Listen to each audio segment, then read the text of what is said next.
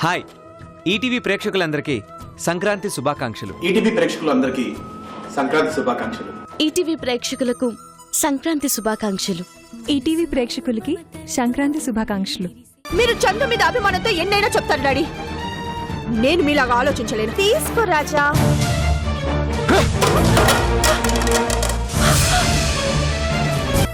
ఇదిగోండి, మేము ఈ ప్రాజెక్టు నుంచి తప్పుకుంటున్నట్టు కంపెనీ చైర్మన్గా నేను డెసిషన్ తీసుకుంటున్నాను. తీసుకోండి. మీ తర్వాత ఉంది రాజానే కాబట్టి అతనికే ఇచ్చారు.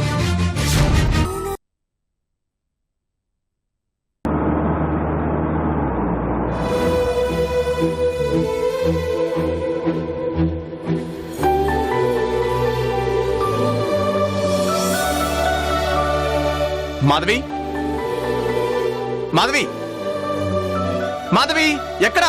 తొందరగా రా, త్వరగా రా కిందికి.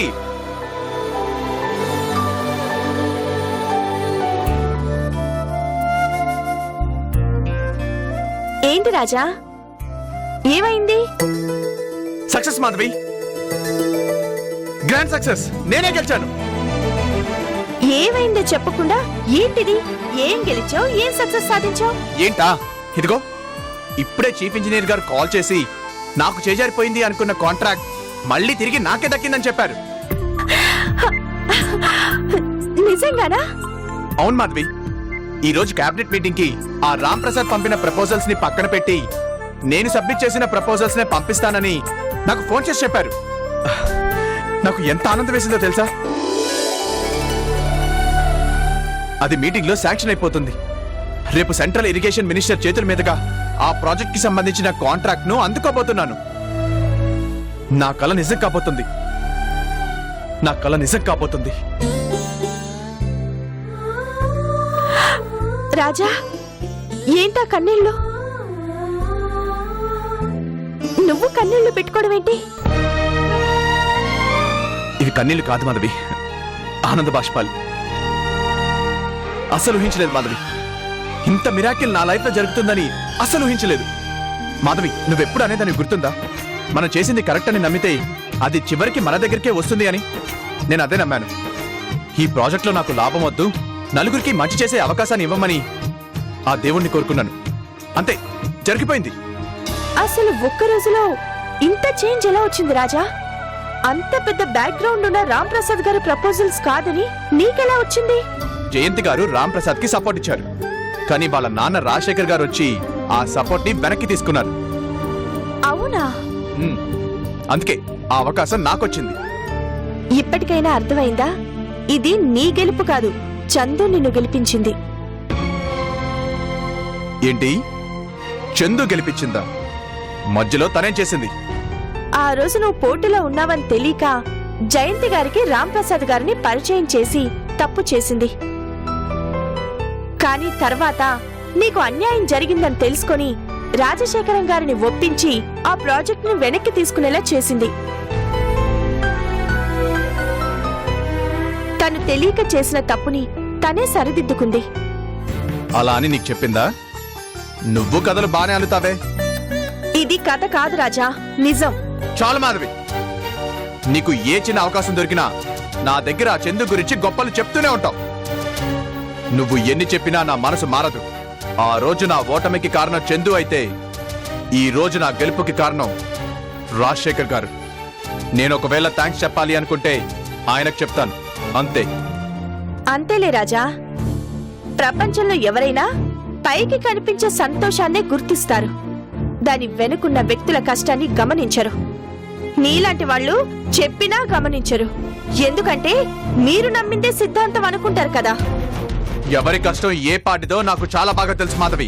నువ్వు పని కట్టుకొని చందుని పొగిడి క్రెడిట్ అంతా తన కంటకట్టకు. నిజంగా తనే రాజశేఖర్ గారిని పంపించి కాంట్రాక్ట్ నాకొచ్చేలా చేసినా నేను మాత్రం తన్ని మెచ్చుకోను. ఎందుకంటే నాకొచ్చిన ప్రాజెక్ట్ మొదట పోగొట్టిందే తను. ఆ విషయం మర్చిపోకు.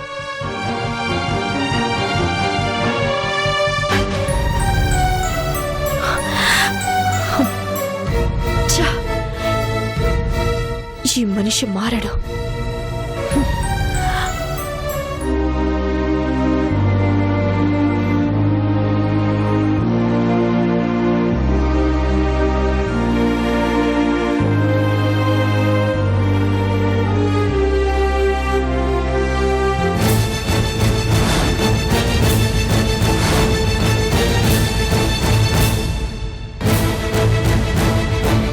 ఏంటి మేడం ఇది? ఎందుకు ఇలా నమ్మించి మోసం చేశారు? నేనేం తప్పు చేశాను? ఏంటి మీరు మాట్లాడేది? నేను మిమ్మల్ని మోసం చేయడం ఏంటి? అసలు ఏం మాట్లాడుతున్నారో మీకు అర్థం అవుతుందా? నాకు బాగా అర్థమైందండి. మీరే నా బాధను అర్థం చేసుకోవడం లేదు. నేనేం తప్పు చేశానని ప్రాజెక్ట్ వదులుకున్నారు? దాని గురించి నేను ఎన్ని కళ్ళ కన్నానో తెలుసా మీకు? మనం కట్టాల్సిన రిజర్వాయర్ కంటే నేను ఊహల్లో కట్టిన ప్రాజెక్టే చాలా ఎక్కువ అండి. నా కలలన్నీ ఒకే ఒక్క ఫోన్ కాల్తో నాశనం అయిపోయాయి. అసలు ఏం మాట్లాడుతున్నారు మీరు? నేను ప్రాజెక్ట్ వదులుకోవడం ఏంటి? అసలు అలా అని ఎవరు చెప్పారు మీకు? అదేంటండి, మీకు తెలీదా? మీకు తెలియకుండానే మీ నాన్నగారు వెళ్ళి ప్రాజెక్ట్ నుంచి తప్పించుకుంటున్నామని లెటర్ ఇచ్చారా? వాట్? నిజమండి, నిజంగానే ఆ ప్రాజెక్ట్ వదులుకుంటున్నట్లు మీ నాన్నగారు వెళ్ళి ఆ లెటర్ ఇచ్చారట. అందుకే మనల్ని తప్పించి ఆ ప్రాజెక్ట్ వేరే వాళ్ళకి ఇచ్చారండి. నాకు నిజంగా ఈ విషయం తెలియదు రాంప్రసాద్ గారు. మీరు చాలా పెద్దవారండి. ఈ ప్రాజెక్ట్ చేజారిపోయినా మీకు పెద్ద బాధ లేదు. ఎందుకంటే ఇంతకంటే మించిన బిజినెస్లు మీకు చాలా ఉన్నాయండి. కానీ నేను చాలా చిన్న బిజినెస్ మ్యాన్ని. నిన్నగాక మొన్న మళ్ళీ కొత్తగా బిజినెస్ మొదలు పెట్టాను. రావడమే పెద్ద దాంట్లో పడ్డానని చాలా సంతోషించాను. అది కాస్త చేజారిపోయింది. నా పరువు మొత్తం పోయింది. మీరేం కంగారు పడకండి. నేను మాట్లాడి ఆ ప్రాజెక్ట్ చేజారకుండా చూస్తాను. ఇంకేం చూస్తారండి? ఆల్రెడీ అది వేరే వాళ్ళకి శాంక్షన్ అయిపోయింది. మీరేం యాక్షన్ తీసుకుందామన్నా ఛాన్స్ లేదండి. జూనియర్ ఇంజనీర్ గారు ఫోన్ చేసి నాకు చెప్పారు, ఇక మనకి ఛాన్సే లేదని చెప్పారు. మీ నాన్నగారు ఎంత పనిచేశారో చూడండి. మీరు మళ్ళీ ఎక్కడ అడ్డుపడతారో అని ఆఖరి నిమిషంలో వెళ్ళి లెటర్ ఇచ్చారు. ఆల్రెడీ క్యాబినెట్కి ఫైల్ వెళ్ళిపోయింది, శాంక్షన్ కూడా అయిపోయింది. ఎంత ఆశపడ్డానండి. నన్ను నట్టేటు ముంచారు. ఛ!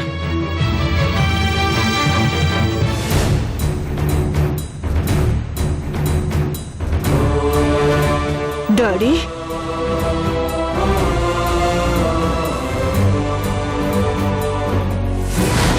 Daddy, daddy!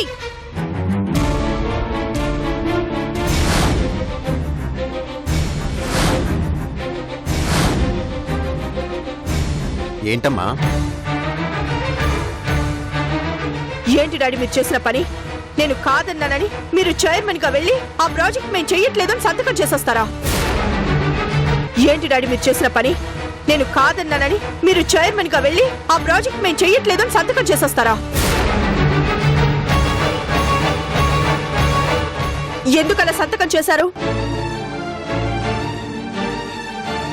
ఈ మాట నా కూతురిగా అడుగుతున్నావా లేక కంపెనీ ఎండీగా అడుగుతున్నావా? ఎండీగా అయితే ఒక చైర్మన్ నిర్ణయాన్ని ప్రశ్నించే అధికారం నీకు లేదు. నా కూతురుగా అయితే ఎందుకు ఈ నిర్ణయం తీసుకున్నానో నీకు ముందే చెప్పాను. నేను మీకు ముందు చెప్పాను, బిజినెస్ విషయంలో దయచేసి నన్ను ఇబ్బంది పెట్టొద్దు, నేను వాళ్ళ కోసం వీళ్ళ కోసం డెసిషన్స్ తీసుకోను అన్నాను. కానీ మీరే నన్ను కన్విన్స్ చేసి ఆ ప్రాజెక్ట్ కోసం పంపించారు. ఈ రోజు మీరే వచ్చి సంతకాలు చేసి నన్ను నా అధికారాన్ని పక్కన పెట్టారు. అక్కడ నా పరువేం కావాలి? అన్ని మీరే చూసుకుంటే ఇక నేనెందుకు, నా ఎండి పదవెందుకు? మీరే వెళ్ళి అన్ని చూసుకోండి. ఒక్క నిర్ణయానికి అంత మాట అనేస్తావా? మీ నిర్ణయం వల్ల నేనెంత అవమాన పాలయ్యానో మీకు అర్థం కావడం లేదు డాడీ. ఈ రోజు ఆ రామ్ ప్రసాద్ వచ్చి నన్ను నిలదీశాడు. నేనేం చెప్పాలి? మిమ్మల్ని నమ్ముకున్నందుకు నిలువున మునిగిపోయాను అంటున్నారు. నేనేం సమాధానం చెప్పాలి? కొత్తగా బిజినెస్ పెట్టుకున్నాడు. రావటమే ఒక మంచి ప్రాజెక్ట్ తగిలింది. ఆ ఆనందంతో అందరికీ చెప్పుకున్నాడు. ఇప్పుడు సడన్ గా మన వల్ల అది పోయింది. అతను ఏమవుతాడు? అతని జీవితం మీద మనం ఎంత దెబ్బ కొట్టాం? అది పాపం కాదా? అది తప్పు కాదా? అతనికి ఇంకో ప్రాజెక్ట్ ఇప్పిస్తామని చెప్పు. మనం తలుచుకుంటే ఇంకోటి ఇప్పించలేమా? ఇంకొకటి ఇప్పించడం వేరు, ఉన్నదాన్ని లాగేసుకోవడం వేరు డాడీ. కనీసం మీరు నాతో కూడా చెప్పకుండా ఇలాంటి డెసిషన్ తీసుకుంటే ఇక నాకు మీరిచ్చే విలువేంటి డాడీ? కన్న తండ్రిగా మీరే నన్ను తీసి పక్కన పడేస్తే రేపు ఆఫీస్ని ఎలా హ్యాండిల్ చేయాలి? చూడమ్మా, నీకు బాధ్యతలు అప్పగించాక నేను ఎందులోనైనా ఇంటర్ఫీర్ అయ్యానా చెప్పు? ఈ ఒక్క దాంట్లోనే ఇన్వాల్వ్ అయ్యాను. అది కూడా నువ్వు కాదంటే తప్పనిసరి వచ్చాను. దానికి కూడా ఇంత రాద్ధాంతం చెయ్యాలా? నిజంగా నువ్వు తలుచుకుంటే ఆ రాంప్రసాద్కు సమాధానం చెప్పలేవా? ఎవరి మీద కోపం నా మీద చూపిస్తున్నావు? నేను చేసింది తప్ప చెప్పు. నాకు ఎవరి మీద ఏ కోపాలు లేవు డాడీ. కానీ నా ప్రెస్టేజ్ పోయే పరిస్థితి వచ్చింది కాబట్టి మీతో ఇంత ఆర్గ్యుమెంట్ చేయాల్సి వచ్చింది. నీ ప్రెస్టేజ్ పోతుంటే ఇంత గొడవ చేస్తున్నావు, బాగుంది. మరి నా ప్రెస్టేజ్ పోతే నేనెంత గొడవ చేయాలి? ఏ, నా పరువు నిలబెట్టాల్సిన బాధ్యత నీకు లేదా? నేనేం చేయలేదు మీకోసం. పెళ్లి చేసుకున్నావా?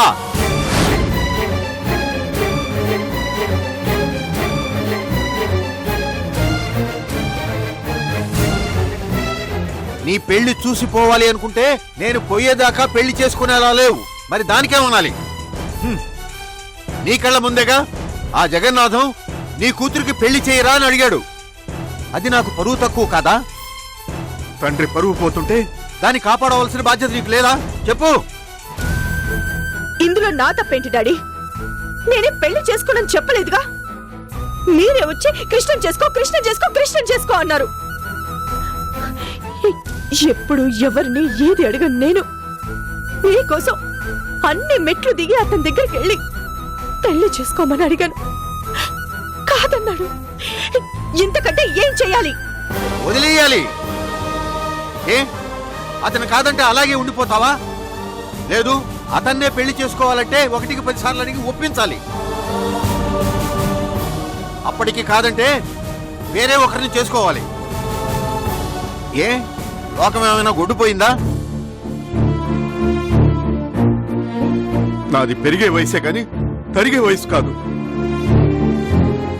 నా వయసులో ఉన్న వాళ్ళందరూ మనవాళ్లతో కలిసి ఆడుకుంటుంటే నేను మాత్రం ఇక్కడ పిచ్చి వాళ్ళ ఒంటరిగా కూర్చున్నాను. ఇలా ఎదురు చూసి చూసి ఏదో ఒక రోజు పోతాను. డాడీ, ఈ ఇంటికి పచ్చ తోరణం కట్టి ఎన్నేళ్లయిందో తెలుసా? నాకేం 10 మంది సంతానం లేరు. ఉన్నది ఒక్కదానివి. నీ పెళ్లి కూడా చేయకుండా చస్తే పైనున్న మీ అమ్మ కూడా క్షమించదు.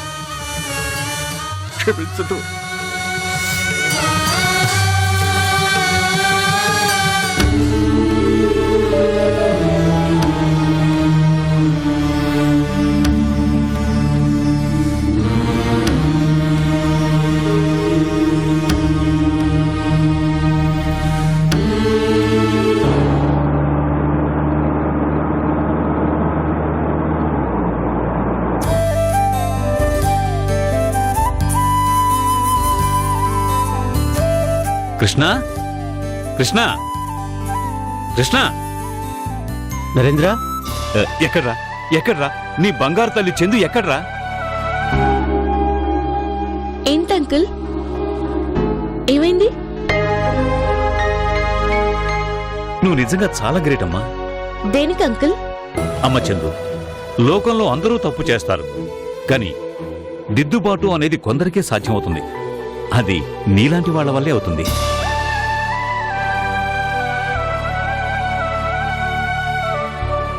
తెలియక ఆ రోజు రాంప్రసాద్ ఆడిన ఆటలో పావు అయ్యావు. నీకు తెలియకుండా రాజా విషయంలో తప్పు చేశావు. కానీ ఈరోజు ఆ తప్పు సరిదిద్దుకుని ఓ మంచి మనిషికి న్యాయం చేశావు. ఏంటి నరేంద్ర నువ్వు అనేది? అంటే నీకింకా మ్యాటర్ తెలీదా? ఏంటమ్మా ఇంత మంచి పని చేసి మీ డాడీకి చెప్పకపోవటం ఏంటి? అరే కృష్ణ, జయంత్ గారికి చెప్పి రాంప్రసాద్కి కాంట్రాక్ట్ వచ్చేలా చేసిందా?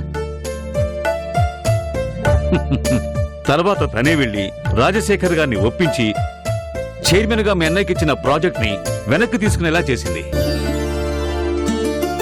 ఇప్పుడు ఆ కాంట్రాక్టు రాంప్రసాద్ చేజారిపోయింది.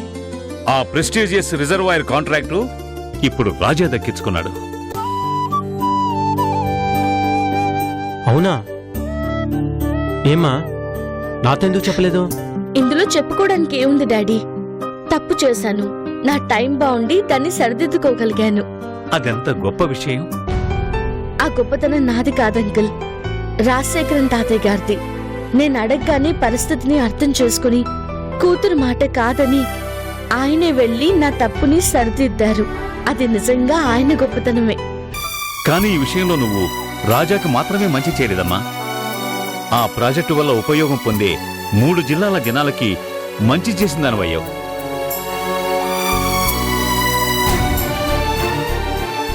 నిజం చెప్తున్నానమ్మా, రాంప్రసాద్ వల్ల ఖచ్చితంగా ఆ ప్రాజెక్టుకి మంచి జరిగేది కాదు. నిజంగా చాలా నష్టం జరిగేది. తన స్వార్థానికి చాలా నాశనం చేసేవాడు. తన తప్పుల్ని కవర్ చేసుకోవటం కోసం మరో 100 మందిని లంచగొండులు చేసేవాడు. ఈ ప్రాజెక్టు రాజాకి రావటం వల్ల రాజాకే కాదు, ఆ జనానికి కూడా మంచి చేశావు. నువ్వు 1000 సంవత్సరాలు చల్లగా ఉండాలమ్మా.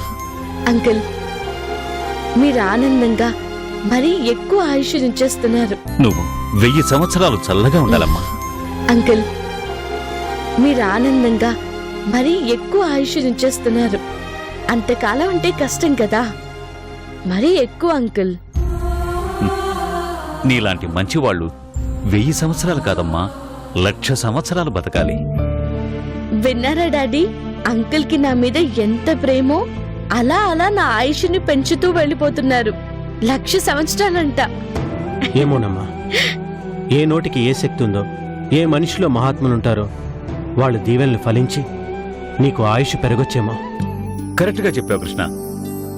నేను మహాత్ముడి కాకపోయినా చందు బాగుండాలని మనస్ఫూర్తిగా కోరుకుంటున్నాను.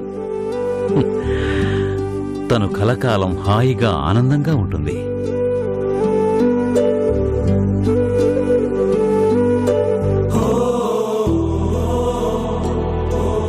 కలకాలం బతికే అవకాశం లేదులే అంకుల్.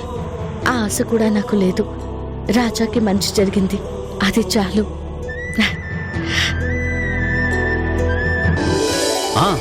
అన్నట్టు చందు, అసలు విషయం చెప్పడం మర్చిపోయాను. క్యాబినెట్లో రాజా పేరు ఖాయమైందిట. రేపు సెంట్రల్ మినిస్టర్ గారు వస్తున్నారు. ఆయన చేతుల మీదుగా రాజాకి ఆ ప్రాజెక్ట్ ఇస్తున్నారు. అది అతని కల. ఎలాగైనా ఓ మంచి స్థాయికి రావాలని ఎన్నో కలలుగన్నాడు. నిజంగా అదో గొప్ప విషయం. అది టీవీలో న్యూస్లో కూడా వస్తుంది. నువ్వు తప్పకుండా చూడు. చూస్తాను అంకుల్. రాజా ఎదగడం రేపు చూస్తానో లేదో, ఇప్పుడు మాత్రం తప్పకుండా చూస్తాను. అదేంటమ్మా అలానో? అంటే ప్రాజెక్టు పూర్తి కావడం దగ్గరుండి చూడలేదు కదా, అది తన ఉద్దేశం. అంతే కదా చందు? అవును డాడీ, అంతే అంకుల్.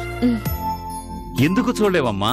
నేను దగ్గరుండి నిన్ను తీసుకెళ్లి ఆ ప్రాజెక్టు చూపిస్తాను. రాజా ఎంత గొప్పవాడయ్యాడో నీకు తెలిసేలా చేస్తాను. చాలా సంతోషం అంకుల్. అవకాశం దొరికితే తప్పకుండా చూస్తాను. ఉండండి, కాఫీ తీసుకొస్తాను. అలాగేనమ్మా. చూసేవరా, you should be proud of your daughter.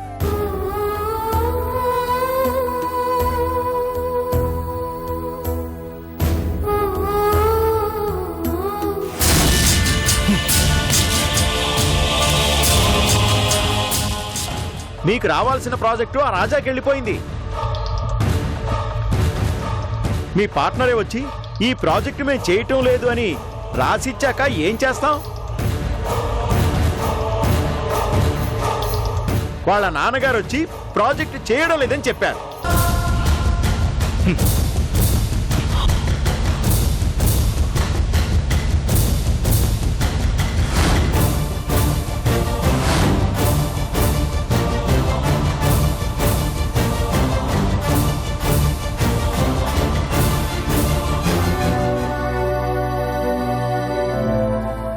Coffee తీసుకోండి. వద్దు.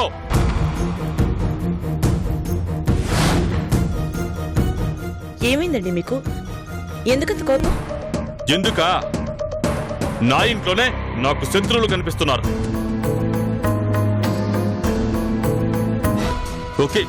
ఒకే ఒక్కసారి జీవితంలో మంచి పొజిషన్కి వద్దామని ఆశపడ్డాను. అంత పెద్ద ప్రాజెక్ట్ చేసి రామ్ ప్రసాద్ ఓ మంచి కాంట్రాక్టర్ అనే పేరు సంపాదించుకుందాం అనుకున్నాను.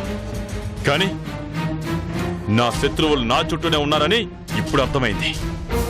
మీకు మీరే పెద్ద శత్రువు. మీకు వేరే శత్రువులెవరూ ఉండరు. అయిన దానికి కాని దానికి మీలో మీరే కుమిలిపోతుంటారు, కుళ్ళిపోతుంటారు. అందుకే లోకం అంతా మీకు అలాగే కనిపిస్తుంది. అవును, నాకు నేనే శత్రువుని. అందుకే నా మాటకు ఎదురు చెప్పే నిన్ను భరించకూడదని నేననుకుంటుంటే నాలోని మంచితనం ఎందుకులే వదిలేద్దామని జాలి చూపించి వదిలేస్తుంది. అందుకే నువ్వు ఇన్ని మాటలు మాట్లాడుతున్నావు. ఆ రాజాగారి సక్సెస్ చూస్తుంటే నీకు ఆనందం, నాకు ఎదురు తిరిగే మనుషులంటే నీకిష్టం. నేను నాశనం అవుతుంటే నీకు ఎక్కడ లేని సంతోషం. నేనెప్పుడు మీరు నాశనం కావాలని కోరుకోలేదండి. మీరు బాగుపడాలనే కోరుకున్నాను. అందరినీ అర్థం చేసుకుని అయిన వాళ్ళందరినీ దగ్గర చేసుకుని హాయిగా ఉండాలని కోరుకున్నాను. ఎవరు నాకైన వాళ్ళు? నన్ను సర్వనాశనం చేయాలని చూసిన ఆ రాజాగాడా? లేక నన్ను కాదని వెళ్ళి నాకు బిజినెస్ లేకుండా చేసిన నీ మరిది కృష్ణ? లేక సాయం చేయమని అడిగితే మోసం చేసిన జయంత? ఎవరు నాకు అయిన వాళ్ళు?